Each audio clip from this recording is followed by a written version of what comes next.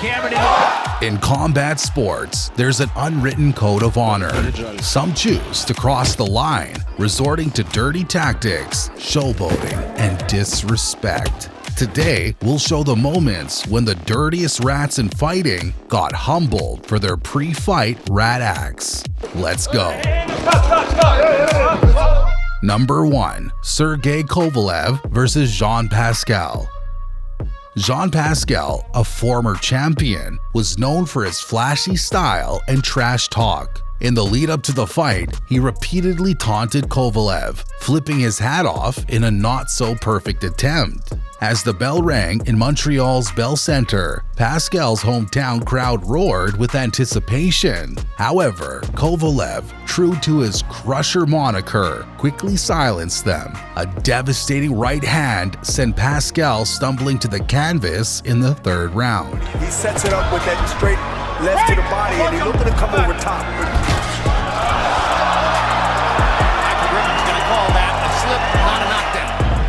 Round after round, Kovalev's punches found their mark, turning Pascal's face into a swollen mess. By the end of the round, Pascal was taking unanswered shots, prompting referee Louise Pabon to stop the fight.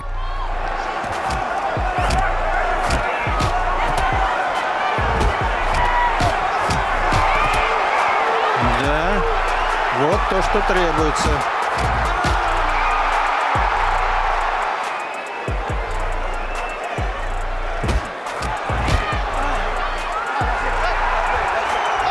Пабон останавливает бой. Number 2. Joel Casamayor versus Juan Manuel Marquez. Joel Casamayor, a Cuban Olympic gold medalist, was trash-talking a lot. In the build-up to the fight, he initiated a brawl during the press conference by again attempting to flip Marquez's hat.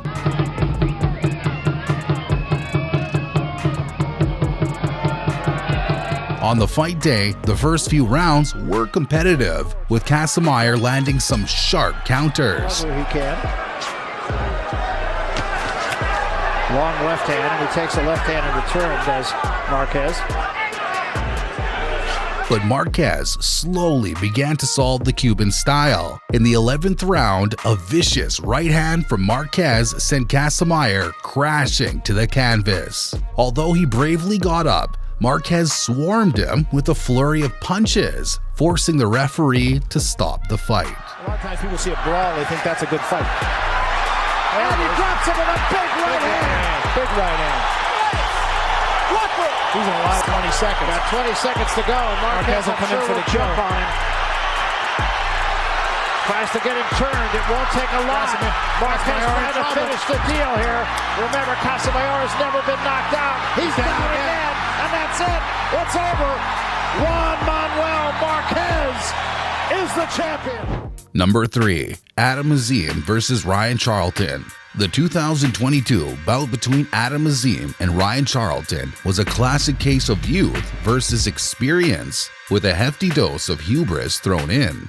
Charlton's trash talk reached its peak at the final press conference, where he referred to Azim as a boy among men and promised to knock him out within 3 rounds. I'm not the geezer to call people out, but it had to be done.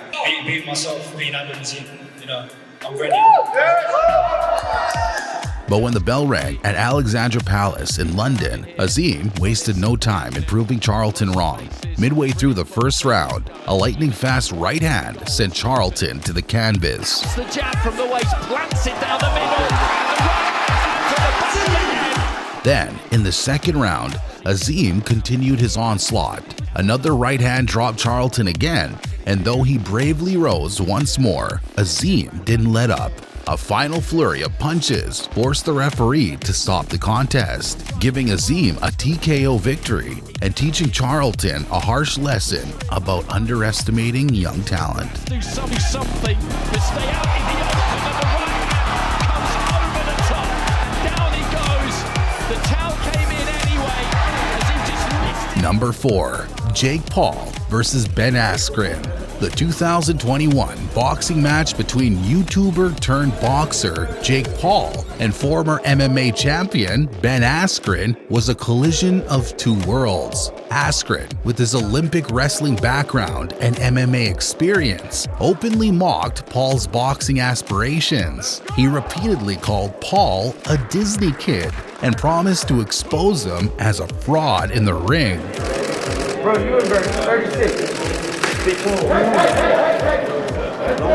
Paul, known for his brash personality, gave as good as he got in the trash talk department. However, many in the combat sports world sided with Askren. Anyways, I would do a homicide on you if I wanted to. Yeah. Yeah, I'm gonna have fun with this. That's what I came for. Jake thinks he's a high-level boxer. I think he's fairly delusional. I guess we'll find out. You will find out very quickly and in a violent fashion, and you will embarrass the sport of MMA. You are representing the UFC. This is personal. You know, the whole MMA community. You're trying to make me represent the sport of MMA you are or representing UFC. the sport. Dana White is betting money on you. He's trying to get trainers to actually help you train so that you can beat me. So you are representing the sport of MMA. You are an MMA fighter. Just like I'm representing the sport of boxing because I'm a boxer. Just like I'm representing celebrities and YouTubers because I'm a celebrity and a YouTuber. So I'm representing all of those things. So you are representing them, and you will see boxing conquer. You get through Jake Paul, what's next in your boxing career? Do you go for the big brother Logan Paul? When the bell rang in Atlanta's Mercedes-Benz Stadium, it quickly became clear that the doubters had severely underestimated Paul's dedication to his new craft. Just over a minute into the first round, Paul unleashed a devastating right hand that caught Askren flush on the jaw, knocking him down in the very first round. The referee, seeing Askren's condition, waved off the fight. This might be the only time Jake Paul has ever won in his life. Jake Paul sparred with former world champion Jean Pascal and Get also my money, cruiserweight Jake. Get my contender. motherfucking money, Jake. Get my motherfucking money, Jake. What a right hand. And this one is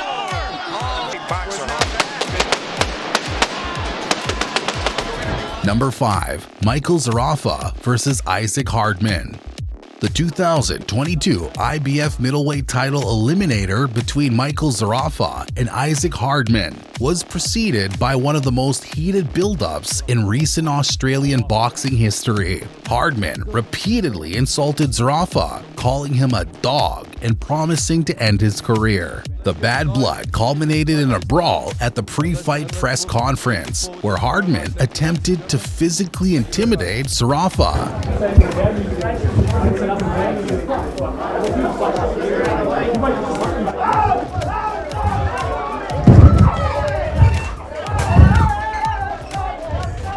Number 6. Dimitri Bivol versus Jean Pascal. In 2018, champion Dimitri Bivol and challenger Jean Pascal fought for the WBA light heavyweight title. Pascal, a former champion looking to reclaim glory, tried every trick in the book to get under Bivol's skin. At the weigh-in, Pascal got in Bivol's face, shouting insults and promising to dethrone the young champion. Even during the fight, Pascal continued his antics, hitting his own chest at one point in the later rounds and calling for Bivol to hit him harder. Tomorrow night, live on HBO World Championship Boxing, 12 rounds scheduled. As the rounds wore on, Bivol's consistency began to wear Pascal down. By the championship rounds, it was clear that Pascal's pre-fight confidence had been misplaced. After 12 rounds, Bivol was awarded a wide unanimous decision victory. Dimitri Bivol. Number 7. Shane Cameron versus Monty Barrett. The 2012 bout between New Zealand's Shane Cameron and American veteran Monty Barrett was for the WBO Asia Pacific and WBA Pan-African heavyweight titles, but the real prize was respect in the heavyweight division. Barrett, a former world title challenger, came into the fight full of confidence. He continuously mocked Cameron in the build-up, calling him a kangaroo and claiming that fighting the Kiwi was like a door trying to slam a flea. In the next fight, both fighters had their moments in the early rounds, with Barrett's experience matching Cameron's home crowd advantage. However, as the fight progressed into the fourth round, Cameron began to find his rhythm. He started to time Barrett's movements, patiently waiting for an opening. That opening came midway through the round when Barrett dropped his guard slightly after throwing a jab. Cameron seized the moment, unleashing a perfectly timed overhand right that caught Barrett flush on the chin. Shane Cameron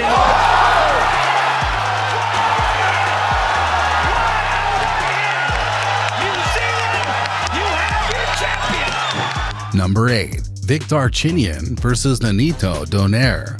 The 2007 IBF and IBO flyweight title between Darchinyan and Nonito Donaire was a classic case of an undefeated champion underestimating a hungry challenger. Darchinyan, known as the Raging Bull, entered the bout with a perfect 28-0 record and a reputation for devastating knockouts. Just save your money, guys. Don't bet anything. You just see what I'm gonna do with him. I'm coming just destroy him.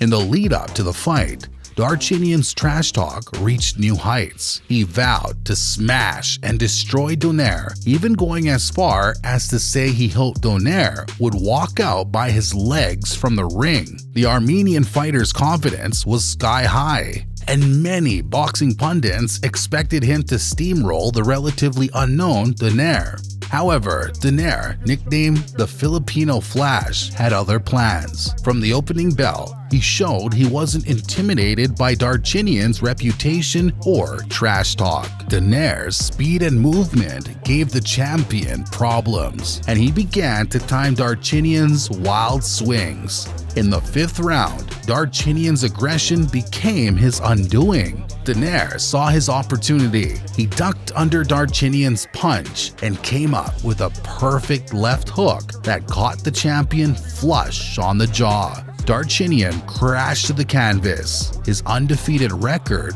shattered in an instant. struggling to get to his feet. In terrible shape, it's all over. It's all over. Nonito Donaire has pulled off the monstrous upset. Number 9. Sonny Bill Williams versus Clarence Tillman. It was a cultural event in New Zealand in 2012 against Sonny Bill Williams versus Clarence Tillman. Williams, a rugby union star, was making waves in boxing, while Tillman, an American journeyman with far more boxing experience, was brought in as a step up in competition for Williams. However, Tillman seemed more interested in mind games than preparation. During the pre-fight face-off, Tillman shocked everyone by shoving Williams and throwing a punch, sparking a brief melee. This act of aggression was Tillman's way of asserting dominance, but it only served to focus on Williams' determination. When fight night came at the Clydellans Arena in Hamilton, New Zealand, the tension was palpable. As soon as the bell rang, Williams showed that Tillman's intimidation tactics had backfired. Midway through the first round, a flurry of punches from Williams had Tillman reeling against the ropes. With Tillman offering no resistance and unable to protect himself, the referee had no choice but to stop the fight. Sonny Bill arrived as a boxer. And Tillman looks like it's all over. And you can look again for yourself. The fans love it. They're on their feet. Number 10. Giovanni Andrade versus Guillermo Rigondeaux. The 2009 fight between Giovanni Andrade and Guillermo Rigondeaux was a classic matchup of brash confidence versus cold, calculated skill. Rigondeaux, a two-time Olympic gold medalist from Cuba, was making his professional debut amid much fanfare. Andrade, seeing an opportunity to make a name for himself, tried to rattle the decorated amateur. From the moment he entered the ring, Andrade was a ball of energy, yelling taunts at Rigondeaux and making exaggerated gestures. As the bell rang, Rigondeaux's laser focus was evident. In the early moments of the fight, Andrade continued his showboating, dropping his hands and inviting Rigondeaux to hit him. Midway through the third round, Rigondeaux saw his opening. As Andrade wound up for a wild haymaker, Rigondeaux slipped the punch and countered with a perfect left hand to the body. The punch landed with surgical precision on Andrade's liver, causing him immense pain. He was struggling to stand still, calling off the fight. Andrade opts to go down, and now he's wincing in pain. He does get up. Didn't seem like it was a particularly vicious shot, but who are we to say? He's shaking his head, he's quitting. And it's it, that's it. He's quitting. Unfortunate. Number 11, Vitaly Klitschko versus Manuel Char. The 2012 WBC heavyweight title between Vitaly Klitschko and Manuel Char was meant to be a showcase for the champion, but Char had other ideas. In the lead up to the fight, Char employed every trick in the book to get under Klitschko's skin, from insulting his family to making outlandish predictions about the fight. At the weigh-in, Char tried to physically intimidate Klitschko, getting in his face and shoving him. Klitschko, ever the professional, remained calm, but the tension was palpable. When the fight began in Moscow's Olympic Indoor Arena, Klitschko's composure translated into dominance in the ring. His jab kept Char at bay, and his right hand found its mark with increasing frequency as the rounds progressed. Char, frustrated by his inability to get past Klitschko's reach, resorted to dirty tactics. He threw punches after the bell in multiple rounds, drawing warnings from the referee and boos from the crowd. Вот, смотрите, достаточно опасные левой сбоку. In the fourth round, Klitschko's patience paid off. A powerful left hook opened a nasty cut over Char's right eye. Blood immediately began pouring down Char's face, obscuring his vision. The ringside doctor examined the cut and advised the referee to stop the fight, much to Char's protests. Так, рефери по состоянию боксера. Этот бой будет жаль. Будет жаль. Судя по рисунку. Вышел Кличко, встал между боксерами. Принц Дунок пытается успокоить Мануэля Чара. Number 12, Vladimir Klitschko versus David Haye.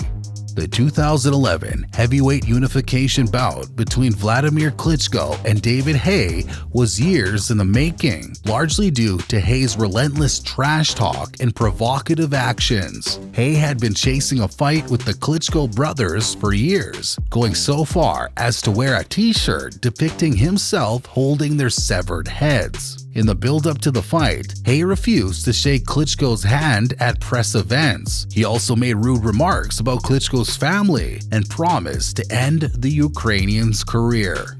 You guys want to shake hands to begin this? Can I get you to shake hands?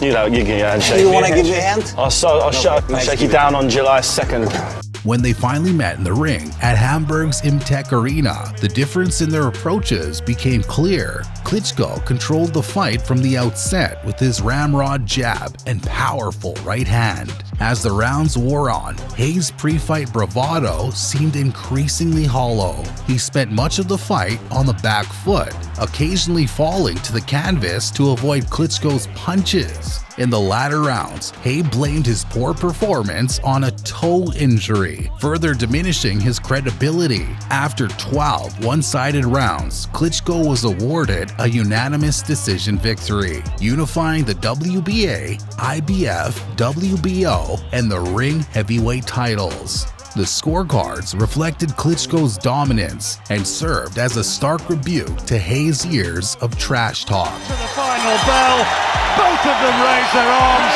Perhaps more out of optimism than belief raises his hand. Number 13. Magsayo versus Rafael Reyes. The 2016 IBF Youth Featherweight title fight between Magsayo and Rafael Reyes was a classic example of youthful arrogance meeting skilled determination. Reyes, confident in his abilities, decided to employ psychological warfare against the Filipino prospect Magsayo. From the opening bell, Reyes' strategy became clear. He repeatedly dropped his guard, stuck out his chin, and invited Magsayo to hit him. Between the exchanges, Reyes would taunt Magsayo, laughing off his punches and asking for more.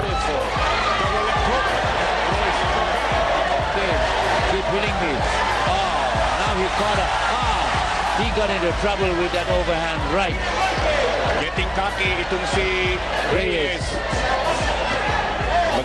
However, Magsayo's corner advised him to ignore Reyes' antics and focus on his game plan. In the third round, Magsayo caught Reyes with a sharp counter right hand that sent the showboating fighter to the canvas. Although Reyes beat the count, his cocky demeanor had noticeably diminished. Undeterred by the knockout, Reyes continued his taunting in the following rounds, but with less enthusiasm. Magsayo, growing in confidence, began to time Reyes' showboating moments perfectly. In the fifth round, as Reyes dropped his hands to gesture to the crowd, Magsayo unleashed a devastating combination. A left hook stunned Reyes, followed by a straight right that sent him crashing to the canvas. This time, Reyes couldn't beat the count, earning a life lesson of never to taunt anyone. Reyes in trouble. What an uppercut! What an uppercut!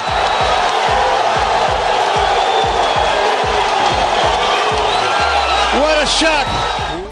Number 14. Marku versus Tommy Broadbent.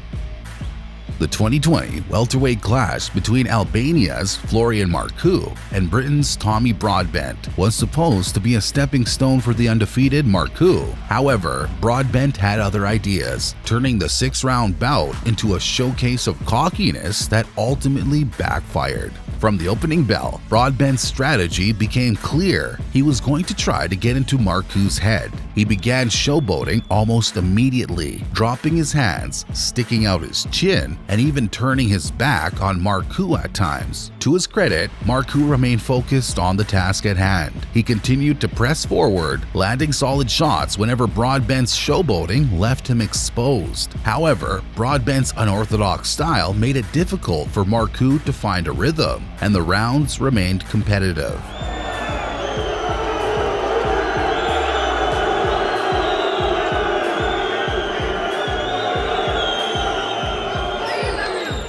In the final round, Marku's patience paid off. Feinting with his jab, Marku got Broadbent to lean back, then unleashed a vicious left hook to the body. The punch landed perfectly on Broadbent's liver, causing him to crumble to the canvas in agony. Despite his earlier bravado, Broadbent was unable to get up.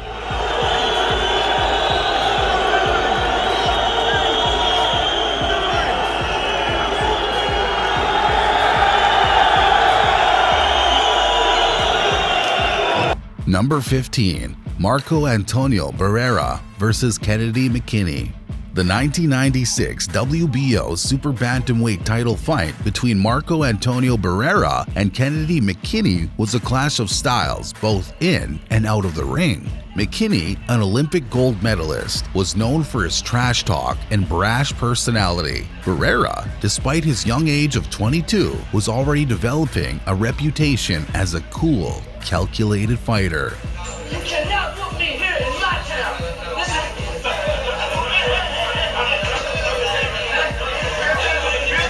In the lead-up to the fight, McKinney unleashed a torrent of insults towards Barrera. He mocked Barrera's English, questioned his toughness, and promised to send him back to Mexico in a sombrero. Barrera, for his part, remained calm, letting McKinney's words wash over him. When the bell rang at the Great Western Forum in Inglewood, California, McKinney's confidence seemed justified. He used his superior reach and Olympic-level boxing skills to outpoint Barrera in the early rounds. Opens with a left hook, his trademark punch.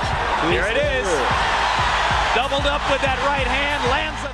But Barrera started his machine of punches. He proceeded to knock McKinney down 4 times over the course of the fight, each time punctuated by vicious combinations. By the 12th round, a final flurry from Barrera sent McKinney to the canvas for the 5th time, prompting the referee to stop the fight.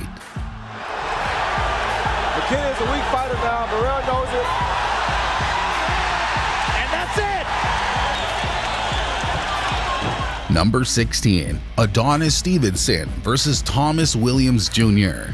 Stevenson, known as Superman for his devastating punching power, was making the 7th defense of his title against the hungry Williams in 2016. Williams started strong, catching Stevenson with several hard punches in the 2nd round. Buoyed by his early success, Williams began to showboat, dancing around the ring and taunting Stevenson. As the round ended, Williams even blew a kiss to Stevenson's corner, clearly feeling confident about his chances.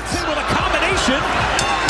The champ was staggered at the end of round 2, and some mugging by Top Dog. In the 3rd round, Stevenson began to time Williams's aggressive rushes, catching him with counter left hands that visibly stunned the challenger. By the end of the 4th round, Williams's early bravado had faded. Stevenson, with the combination of uppercuts and body shots, dropped Williams on his knee, ending the fight with a knockout. By Superman.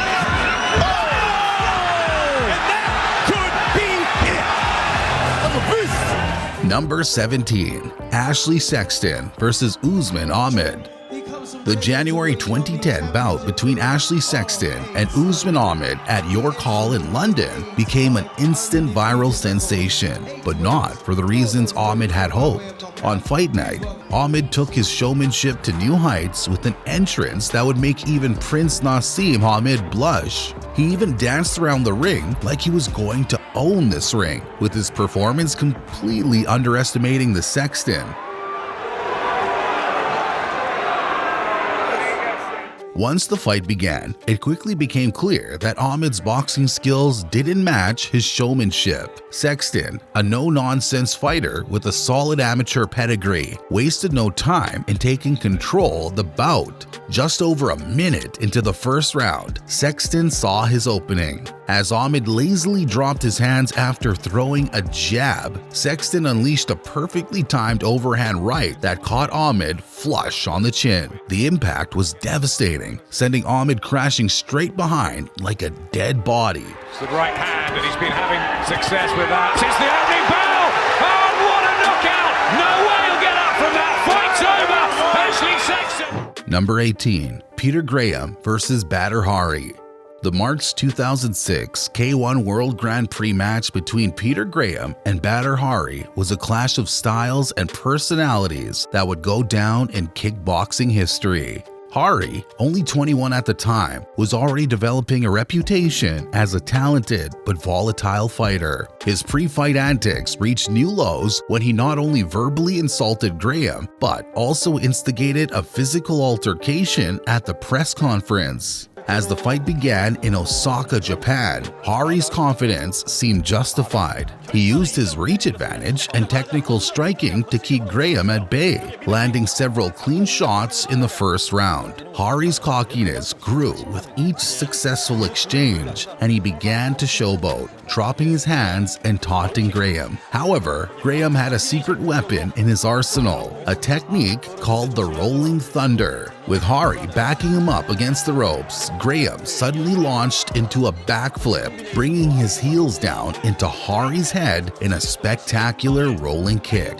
The impact was devastating, catching Hari completely off guard. He crumbled to the canvas, knocked out cold. 원활히 주심이 맞을 뻔했어요. 예. 못 일어납니다. 이거 못 일어나요. 경기 종료. 끝났습니다 이거. 피터 그래요. 정말 백스핀 킹 빼고. Number 19, Shane Mosley versus Ricardo Mayorga. The 2008 junior middleweight bout between Shane Mosley and Ricardo Mayorga was billed as a clash between two faded former champions looking for one last shot at glory. Papa, finito ya. No más, papa. I'm not gonna have a dad anymore. Mayorga, known as much for his outrageous behavior, insulted Mosley's family, made crude gestures at press conferences, and even pretended to smoke cigarettes during training sessions. In his face, man. Come on, that's bad. Come on, man. It's an athlete. Come on, man. What's wrong with you, man? When the fight began at the Home Depot Center in Carson, California, the difference in preparation was evident.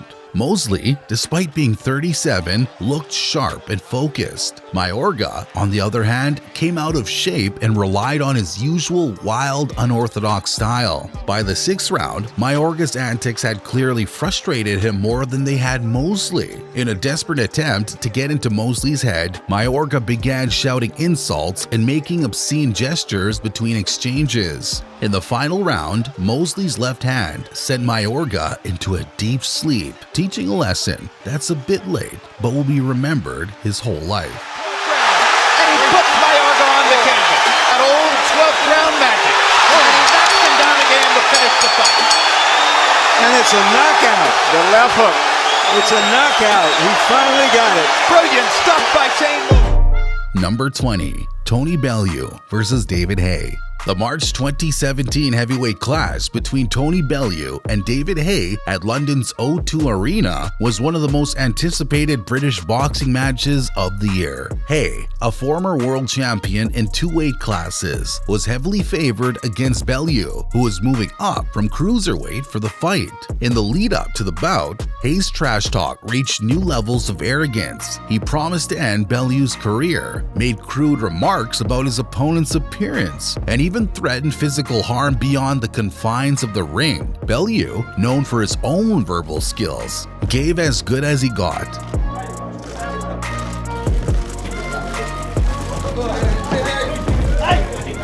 When the fight began, Haye's confidence seemed justified. He dominated the early rounds with his superior speed and power, even dropping Bellew in the 2nd round. As the bout progressed, it became clear that something was wrong with Haye. His movement became labored, and it was later revealed that he ruptured his Achilles tendon. Despite this injury, Haye's arrogance didn't diminish. He continued to taunt Bellew even as his ability to defend himself decreased. Bellew, sensing his opportunity, began to take control of the fight. He landed increasingly clean shots on Haye, who was now struggling to stay upright. In the 11th round, Bellew unleashed a barrage of punches that sent Haye tumbling through the ropes. This is where Tony needs it. Bellew's got shots. And down goes Haye, and physically, can he even get back through the ropes? The count is at 9. And the towel's gone in. And Tony Bellew. Number 21. Ronda Rousey versus Holly Holm. The Ratty Retribution takes us to the women's bantamweight division, featuring the shocking upset between Ronda Rousey and Holly Holm at UFC 193 in November 2015. Rousey repeatedly claimed that she could beat any woman in the world, even going as far as to say she could beat male fighters. Her trash talk towards Holm was particularly vicious, promising to teach the former boxing champion a lesson in humility.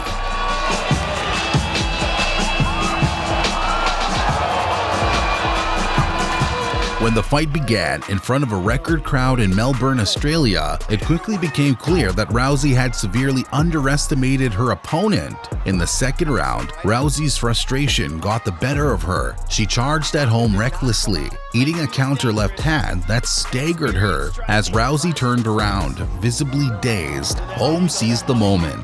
She unleashed a thunderous head kick that connected flush, sending Rousey crashing to the canvas. The knockout was immediate and shocking. She's hurt. Anna's in trouble. She's hurt. Holly looking to finish. Holly Holm is the new UFC bantamweight champion of the world. Oh my God. Wow.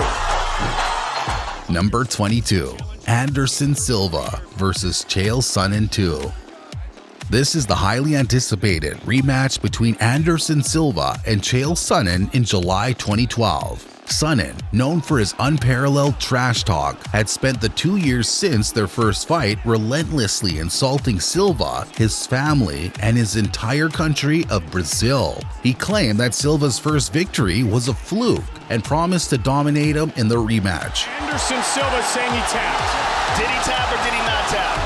As the fight began, it seemed Sonnen might make good on his words. He took Silva down early in the first round and controlled him for much of the frame. In the second round, Sonnen attempted another takedown, but Silva was ready. He landed a perfectly timed knee to Sonnen's face. The blow sent Sonnen crashing to the mat, where Silva followed up with a barrage of punches. The referee had no choice but to stop the fight, silencing Sonnen's years of trash talk in spectacular fashion. Big right hand, looking to finish the fight. Chaz in trouble. It is all over. Anderson Silva remains the UFC. Number 23, Alexander Usyk versus Marco Huck. The September 2017 bout between Alexander Usyk and Marco Huck was the opening fight of the World Boxing Super Series Cruiserweight Tournament. At the pre-fight press conference in Berlin, Huck's frustration with being the underdog boiled over. He physically shoved Usyk during a face-off, leading to a brief scuffle that had to be broken up by their respective teams. When the fight began, it quickly became clear that Huck was outmatched. Usyk's superior footwork and technical skills allowed him to control the distance and pace of the fight. By the 10th round, Huck was exhausted and demoralized. Usyk, sensing the finish, unleashed a flurry of punches that had Huck reeling against the ropes. The referee, seeing that Huck was no longer able to defend himself, stepped in to stop the fight. All of his strength being put to the test. Usyk working away furiously. Shots underneath. Robinson stepped in and then waved it off. In the top of this contest. Number 24, Mike Tyson versus Peter McNeely. The August 1995 bout between Mike Tyson and Peter McNeely was one of the most anticipated fights in boxing history, marking Tyson's return to the ring after a 4-year absence due to his imprisonment. In the lead up to the fight, McNeely's trash talk reached legendary proportions. His confidence seemed to border on delusion, giving Tyson's fearsome reputation. I'm Hurricane Peter McNeely from Medfield, Mass. On Saturday night, watch me kick Tyson's ass. As soon as the bell rang, McNeely rushed at Tyson like a man possessed. Tyson, calm and focused, easily sidestepped the wild attack and countered with a short right hand that sent McNeely crashing to the canvas just seconds into the fight. Tyson, looking every bit the baddest man on the planet, methodically broke McNeely down. Just 89 seconds into the first round, Tyson landed another devastating combination that sent McNeely sprawling to the canvas for a second time. At this point, McNeely's manager, Vinny McKinney, made the controversial decision to enter the ring, automatically disqualifying his fighter. While many criticized this move, it likely saved McNeely from further punishment. That is a clean shot. A miracle, but a chance nonetheless to beat Mike. And there are the wobbly legs of Peter McNeely the second time. The ropes held him up there. He could barely stay up.